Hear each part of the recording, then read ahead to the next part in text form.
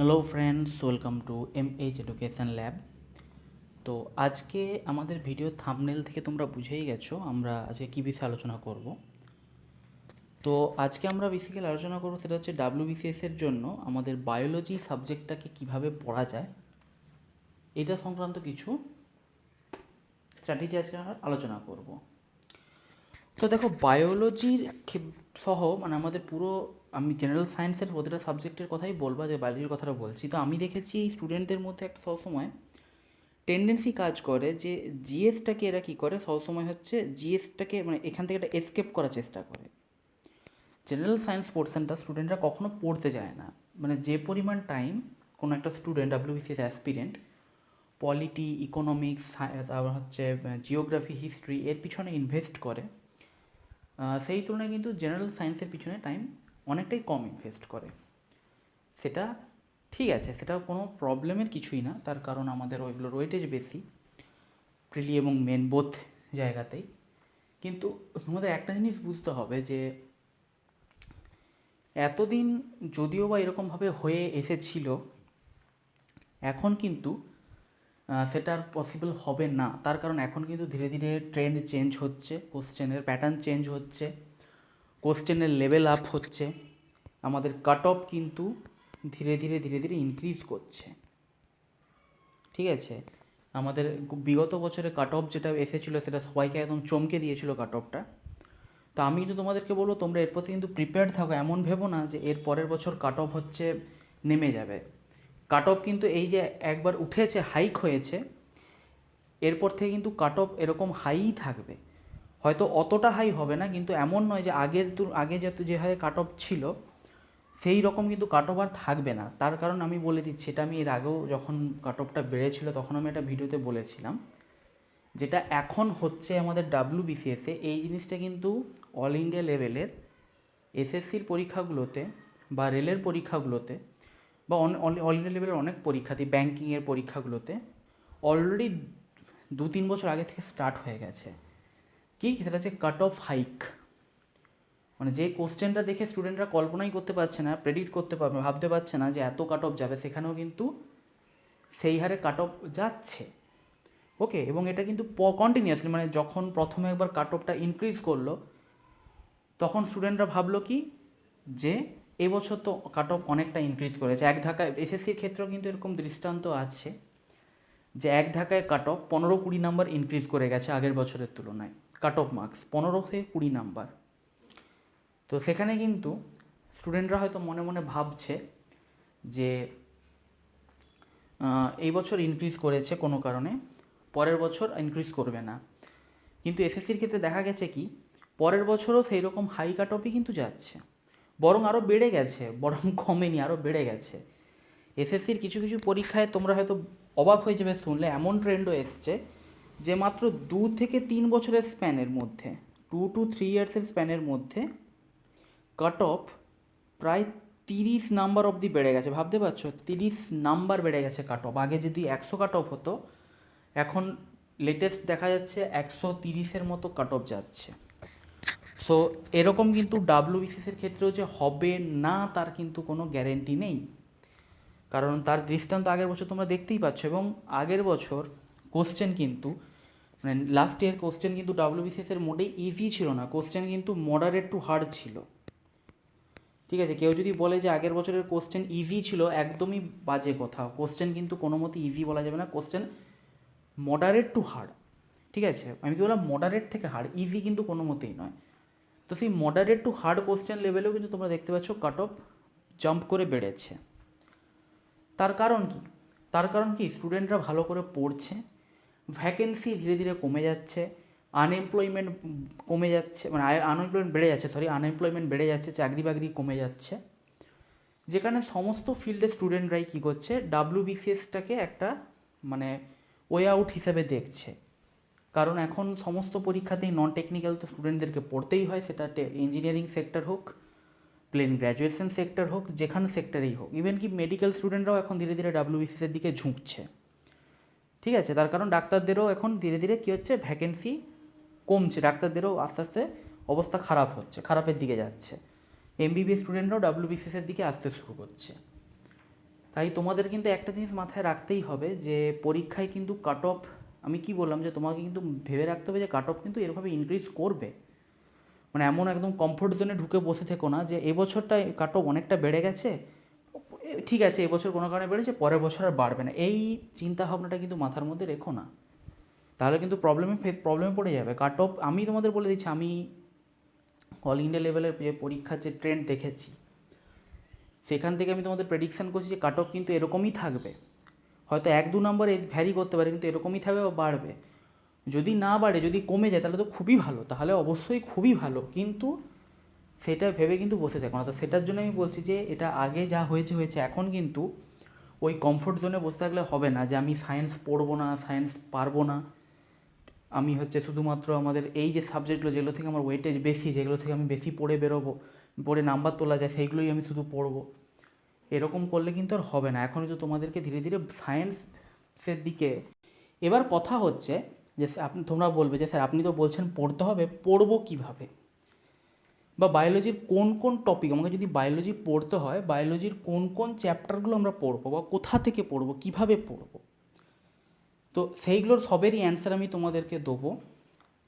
দেখো প্রথমত আমি তোমাদেরকে শর্টে বইগুলো বলে দিচ্ছি, বেশি আমি এখানে সময় নষ্ট করছি না।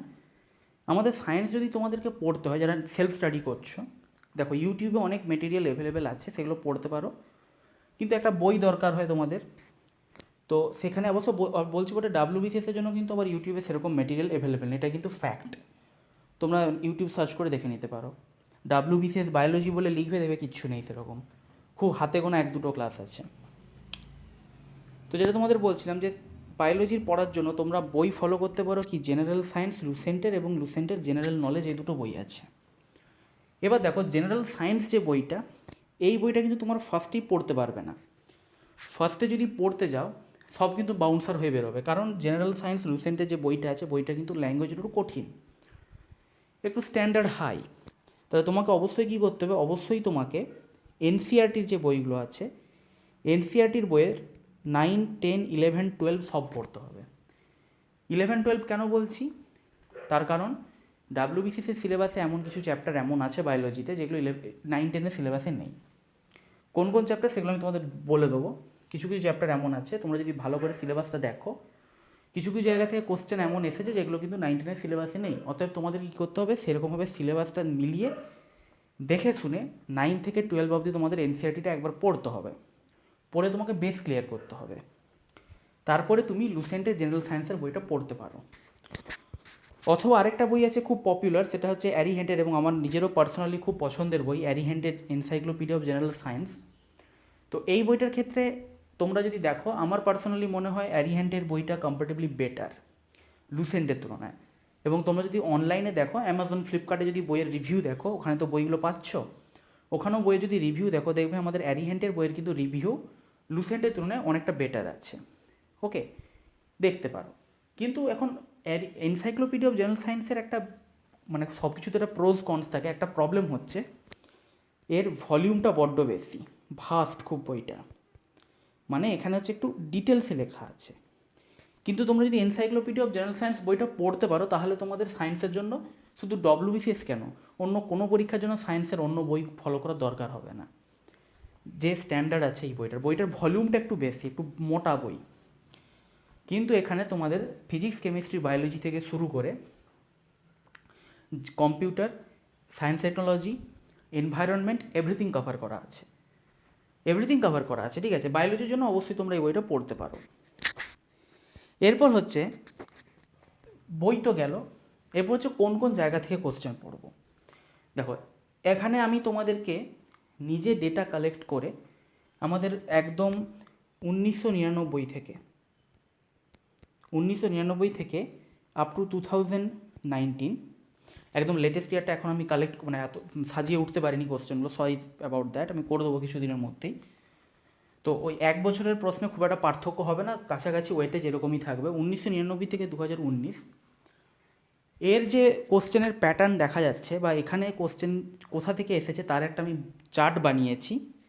তো সেখানে তোমরা দেখতে পাচ্ছ সব থেকে বেশি ওয়েটেজ ক্যারি করছে কে, সেটা হচ্ছে প্ল্যান্ট মরফোলজি।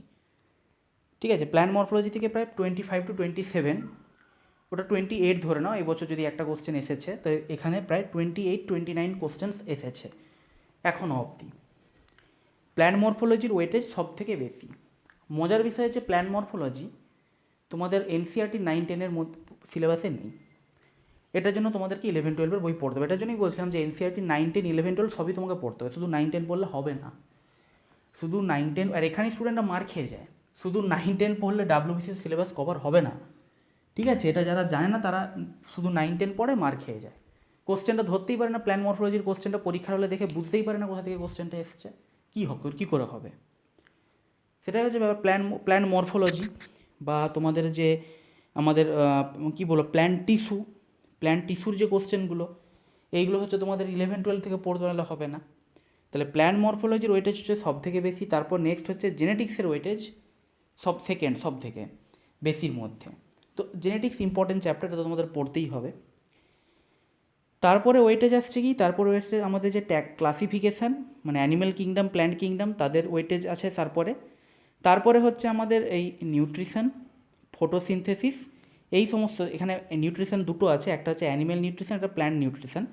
তো দুটো থেকেই কাছাকাছি সেম কোশ্চেন এসেছে, ঠিক আছে, ওয়েটেজ দুটোরই কাছাকাছি সেম। ঠিক আছে, নিউট্রিশন এখানে এটা অ্যাকচুয়ালি দুবার হয়ে গেছে, দুটো মিলে প্ল্যান্ট এবং অ্যানিম্যাল নিউট্রিশন দুটো মিলিয়েই এর ওয়েটেজটা এখানে দেওয়া আছে। তাহলে তোমরা এখান থেকে একটা জিনিস কি বুঝতে পারছো, যে তোমাদেরকে অবশ্যই যেগুলো পড়তে হবে সেটা হচ্ছে প্ল্যান্ট মরফোলজি, জেনেটিক্স, অ্যানিম্যাল এবং প্ল্যান্ট নিউট্রিশন, ফটোসিনথেসিস এবং plant kingdom, animal kingdom classification. এই জিনিসগুলো তোমাদেরকে কী করতে হবে, এই জিনিসগুলো তোমাদেরকে অবশ্যই পড়তে হবে। এটা আমি তোমাদের ওয়েটেজ বুঝিয়ে দিচ্ছি যে কোন কোন চ্যাপ্টারগুলো পড়তে হবে। এরপর আমরা চলে আসবো কোথায়, এরপর আমরা চলে আসবো ফিজিওলজিতে। ফিজিওলজিতে তোমরা দেখতে পাচ্ছ এখানে আবার ওয়েটেজ কার সব থেকে বেশি, সেটা হচ্ছে আমাদের বিভিন্ন যে ডিজিজ মানে হচ্ছে ভাইরাস, ব্যাকটেরিয়া, যে বিভিন্ন ডিজিজ, তার ওয়েটেজ সব থেকে বেশি। তারপরে আসছে আমাদের অ্যাপ্লাইড অ্যান্ড বায়োকেমিস্ট্রি, তারপর হচ্ছে ইকোলজি। এই তিনটে চ্যাপ্টার ওয়েটেজ বেশি। আর বাকি তারপরে যেগুলো আছে আমাদের বিভিন্ন তন্ত্রগুলো, তার মধ্যে হচ্ছে আমাদের সার্কুলেটরি সিস্টেম বা সংবহন তন্ত্র, ওয়েটেজ সব থেকে বেশি। বাকি এক্সক্রেটরি, skeleton, nervous, digestive, respiratory, reproduction, এইগুলোর ওয়েটেজ অতটা বেশি নয়, এগুলোর ওয়েটেজ কম। কিন্তু বাকিগুলোর মধ্যে তোমাদের কী হচ্ছে, disease, applied biochemistry, ecology, circulatory. তো এখানে তোমাদের চ্যাপ্টারের ওয়েটেজগুলো আমি দেখিয়ে দিয়েছি। তো এরকমভাবে তোমরা কী করতে পারো, এই টপ ধরো 7-8টা চ্যাপ্টারকে তোমরা আগে প্রায়োরিটি দিয়ে সেগুলোকে আগে পড়তে পারো, কারণ সেই অনুযায়ী আমি তোমাদের সাজিয়ে দিয়েছি যে কোন চ্যাপ্টার থেকে কোশ্চেন বেশি এসেছে। এবার ব্যাপার হচ্ছে একটা জিনিস তোমাদের এখানে মাথায় রাখতে হবে, যে আমাদের ডাব্লিউবিসিএসে যে লেটেস্ট ট্রেন্ড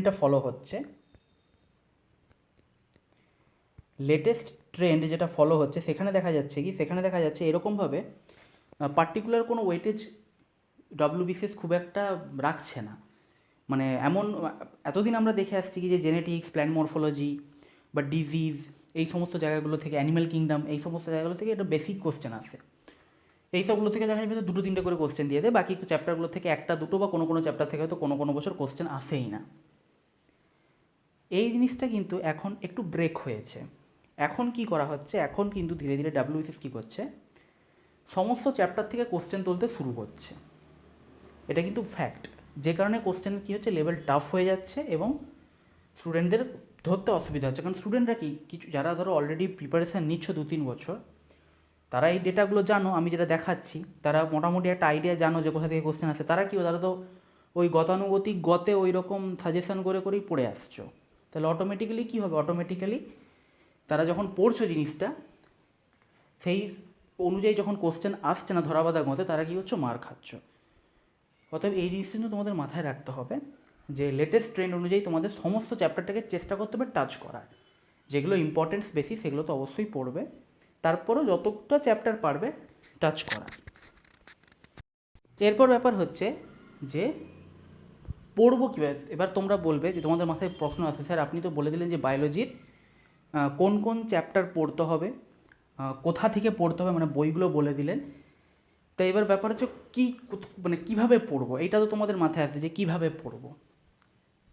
তো সেখানে আমি কিন্তু তোমাদেরকে বলবো যে তোমরা ডাব্লিউবিসিএসের জন্য যদি বায়োলজি পড়তে চাও, তোমাদের কিন্তু অবশ্যই কোনো টিচারের সাহায্য নেওয়াটা ম্যান্ডেটরি, আমার তাই মনে হয়। কারণ এটা এমন একটা সাবজেক্ট, এটা নিজে পড়ে ডাব্লিউবিসিএস লেভেলের সম্ভব নয়, ঠিক আছে।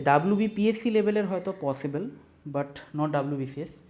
তার জন্য তোমরা আমাদের চ্যানেলে আমার প্লেলিস্ট ফলো করতে পারো। আমার অলরেডি অনেকগুলো ক্লাস আপলোড আছে আমাদের চ্যানেলে, দেখতেই পাচ্ছ। সায়েন্স বাই সুবর্ণ স্যার আমি স্ক্রিনশট শেয়ার করে দিয়েছি। এখানে কিন্তু আমি বায়োলজির বেশ কিছু ক্লাস করিয়েছি, MCQ করিয়েছি। এখানেও তোমরা কিন্তু দেখতে পারো আমার ক্লাসগুলো, অথবা তোমরা যদি অন্য কোথাও কোনো ক্লাস পেয়ে যাও সেটা তোমরা দেখতে পারো। আর আমাদের তরফ থেকে তোমাদের জন্য যেটা নিয়ে আসা হয়েছে সেটা তোমরা সকলেই জানো যে MH এডুকেশন ল্যাবের তরফ থেকে বায়োলজি মাস্টার কোর্স লঞ্চ করা হয়েছে। তো এই কোর্সটার সুবিধা হচ্ছে, এই কোর্স যদি তোমরা নাও তাহলে তোমাদেরকে আর কোনো চিন্তা করতে হবে না। কোনো বই বা এর জন্য প্র্যাকটিসের জন্য মক টেস্ট তোমরা প্র্যাকটিস করতে পারো, কিন্তু থিওরির জন্য কোনো রকম কোনো চিন্তা তোমাদেরকে করতে হবে না। এখানে এভরিথিং আছে, সমস্ত চ্যাপ্টার ধরে ধরে ভিডিও লেকচার তোমাদেরকে প্রোভাইড করা আছে, তার নোটস তোমাদের দেওয়া আছে। এটা কিন্তু তোমরা কোর্সটা নিলে তাহলে কিন্তু তোমাদের আর কোনো কিছু চিন্তা করতে হবে না। আর যদি না দাও তার জন্য তো আমি তোমাদের বই মানে কীভাবে পড়বে, সাবজেক্টের ওয়েটেজ সবই বলে দিচ্ছি। কিন্তু আমাদের চ্যানেলে এতে কোর্সে যদি তোমরা এনরোল হয়ে যাও তাহলে কিন্তু তোমাদের অন্য কোথাও যেতে হবে না। এখানে তোমরা পজ করে দেখতে পারো, আমি কিছু আমাদের নোটসের কিছু স্যাম্পল আমি এখানে দিয়ে রেখেছি। এটা হচ্ছে আমাদের প্ল্যান্ট মরফোলজি চ্যাপ্টার, যেটার ওয়েটেজ সব থেকে বেশি, তারই এখানে স্যাম্পল, নোটসের স্যাম্পল এখানে এন্টার করা আছে। তোমরা পজ করে দেখে নিতে পারো ভিডিওটা, যে এখানে দেখো টাইপস অফ রুট সম্বন্ধে পড়ানো আছে, অ্যাডভেন্টিসিয়াস রুটস সম্বন্ধে পড়ানো আছে, এগুলো সব আমি পড়িয়ে দিয়েছি। এবং তার এই নোটসগুলো কিন্তু, এই যে নোটসটা স্যাম্পল কপিটা তোমরা এখানে দেখতে পাচ্ছ, এই নোটসগুলো কিন্তু তোমরা ওই কোর্সের মধ্যে পেয়ে যাবে, ঠিক আছে। Underground modification of stem. এবার হচ্ছে প্র্যাকটিস। এবার তোমরা বলে স্যার থিওরি তো পড়ে নিলাম, প্র্যাকটিস কীভাবে করব? দেখো, প্র্যাকটিস করার জন্য তোমরা যেটা করতে পারো সেটা হচ্ছে কিরণ পাবলিকেশানের SSCর জেনারেল অ্যাওয়ারনেসের যে বইটা, এই বইটা কিনে তোমরা প্র্যাকটিস করতে পারো। এবার তোমরা বলবে কেন? তার কারণ এই বইটাতে আমাদের সেন্ট্রালের যে সমস্ত পরীক্ষাগুলো হয়, সেন্ট্রালের যে স্ট্যান্ডার্ড পরীক্ষা, ধরো SSC CGL, CHSL, SSC CPO, এই ধরনের যে বিভিন্ন স্ট্যান্ডার্ড এক্সামগুলো হয়, সেন্ট্রাল গভর্নমেন্টের এক্সামগুলো একটু স্ট্যান্ডার্ড এক্সাম হয়।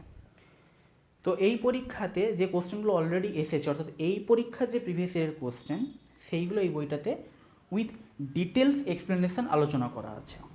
তাহলে এটা যদি তোমরা প্র্যাকটিস করো তাহলে তোমাদের কিন্তু একটা ভালো রকম প্র্যাকটিস হবে, কারণ এখান থেকে কিন্তু সরাসরি অনেক সময় WBCS কোশ্চেন, মানে সরাসরি বলা ভুল হবে, কিন্তু এর যে কনসেপ্টগুলো সেগুলো কিন্তু কোশ্চেন আসে, সেগুলো কিন্তু কোশ্চেন আসে। কারণ WBCSও অনেক সময় কী হয়, WBCSও অনেক সময় সেন্ট্রালের যে পরীক্ষাগুলো তাদের ট্রেন্ডকে ফলো করে। আর SSCর যে পরীক্ষাগুলো হয় তাদের SSC পরীক্ষার যে কোশ্চেনগুলো, সেই কোশ্চেনগুলো খুব স্ট্যান্ডার্ড কোশ্চেন হয়। এবং কিরণের বইটা কিন্তু খুব স্ট্যান্ডার্ড বই, এর নাম তোমরা সকলেই জানো। এখানে কিন্তু কোশ্চেনগুলোর খুব সুন্দর এক্সপ্লেনেশনও দিয়ে দেওয়া আছে, প্রত্যেকটা কোশ্চেনের এক্সপ্লেনেশন দিয়ে দেওয়া আছে, এবং প্রচুর নাম্বার অফ কোশ্চেন আছে। এটা এখানে ধরো তোমার 11,700, এটা লেটেস্ট এডিশন নয়, আমি জাস্ট ছবিটা দিয়েছি। লেটেস্ট এডিশনে দেখবে এই কোশ্চেনের নাম্বারটা বোধহয় 13,000 সামথিং বা 15,000 সামথিং চলে গেছে, যত সম্ভব 13,000 লেটেস্ট যে এডিশন। তাহলে এত কোশ্চেন যদি তোমরা জেনারেল অ্যাওয়ারনেসে প্র্যাকটিস করো উইথ এক্সপ্লেনেশন, তাহলে তোমাদের কিন্তু প্র্যাকটিসের জন্য অন্য কোনো বই পারচেস করতে হবে না।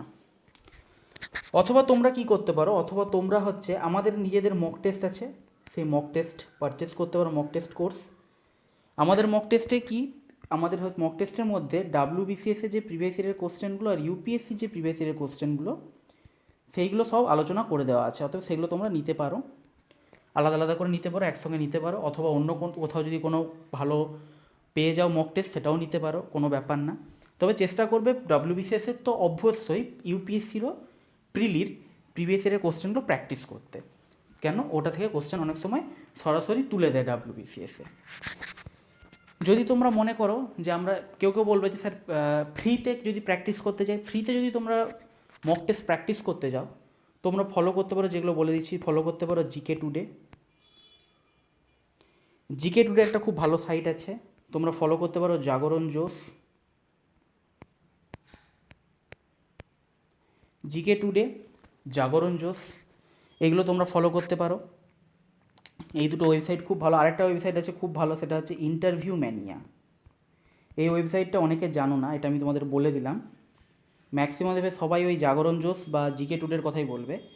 ইন্টারভিউ ম্যানিয়া বলে একটা ওয়েবসাইট আছে, ওই ওয়েবসাইটটা কিন্তু খুব ভালো। তোমরা জাস্ট গুগলে লিখবে ইন্টারভিউ ম্যানিয়া, লিখলেই দেবে পরপর বেরিয়ে আসবে, সেখানে গিয়ে জিকে সেকশনে ক্লিক করলেই দেখবে প্রত্যেকটা সায়েন্স মানে ইকোনমিক্স পলিটি এভরিথিং, শুধু বায়োলজি নয় এভরিথিংয়ের কী হবে, এভরিথিংয়ের কিন্তু তোমার একদম চ্যাপ্টার ধরে ধরে ধরে ধরে প্র্যাকটিস কোশ্চেন বেরিয়ে আসে, তোমরা সেগুলো প্র্যাকটিস করতে পারো।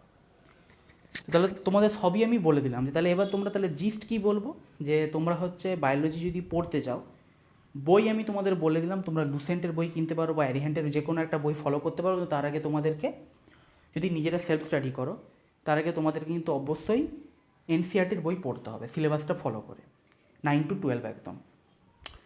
যদি তোমরা আমাদের কোর্সে এসে যাও তাহলে কোনো ব্যাপার নেই, এখানে সব পড়ানো আছে সেগুলো ধরে ধরে। আর যদি নিজেরা সেলফ স্টাডি করতে চাও তাহলে তোমাদের প্রসেস বলে দিলাম। তোমরা যদি এবার তোমাদের হচ্ছে কোনগুলো সাবজেক্টগুলো ওয়েটেজ বেশি সেটাও আমি তোমাদেরকে পুরো চার্ট বানিয়ে দেখিয়ে দিলাম যে কোন কোন চ্যাপ্টার আমাকে বায়োলজির জন্য মূলত পড়তে হবে। আর প্র্যাকটিসের জন্য তোমাদেরকে ইউটিউবে আমাদেরও ফ্রি ক্লাস আছে, সেখান থেকেও তোমরা পড়তে পারো।